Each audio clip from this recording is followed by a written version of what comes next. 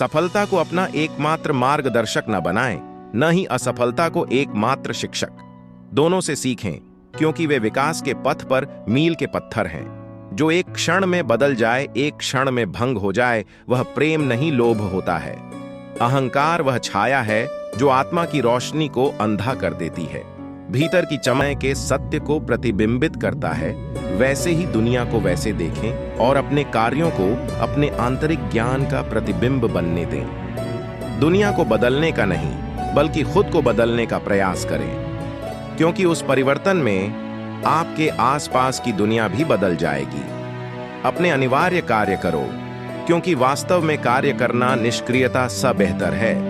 कर्म का फल व्यक्ति को उसी तरह ढूंढ लेता है जैसे कोई बछड़ा सैकड़ों गायों के बीच अपनी मां को ढूंढ लेता है। भगवान श्री कृष्ण जी कहते हैं कि हमें किसी से भी अंधा प्यार नहीं करना चाहिए। हमारा किसी के प्रति अंधा प्यार हमें कभी भी आगे बढ़ने नहीं देता। हजारों मील की यात्रा एक कदम से शुरू होती है।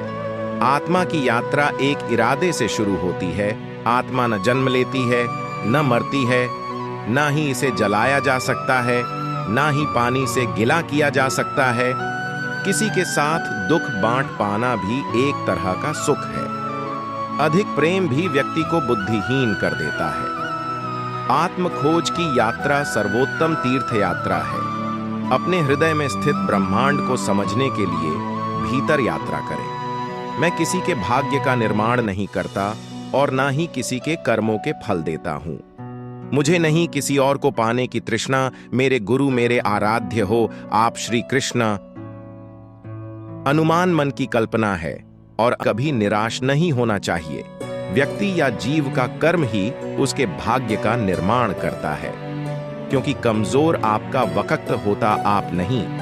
सहना चाहिए, मौके पर कहना भी चाहिए और शांति के साथ रहना भी चाहिए। जिसमें प्रेम हो वह हर रिश्ता एक बंधन है, वरना यूं ही नहीं राधे के साथ देवकी नंदन है। जैसे तेल समाप्त हो जाने पर दीपक बुझ जाता है, उसी प्रकार कर्म के क्षीण हो जाने पर भाग्य भी नष्ट हो जाता है। मोह की डोर दिल को बांधती है। वैराग्य का राग बजाओ और मुक्ति पाओ। जैसे कमल कीचड़ में से पवित्रता से खिलता है, वैसे ही अपनी आत्मा को जीवन के कीचड़ में खिलने दो। आत्मा पुराने शरीर को वैसे ही छोड़ देती है जैसे मनुष्य पुराने कपड़ों को उतारकर नए कपड़े धारण कर लेता है। बुद्धि वह दिशा सूचक यंत्र है जो जीवन के जहाज को अशांत पानी से शांति के तट तक ले जाती है।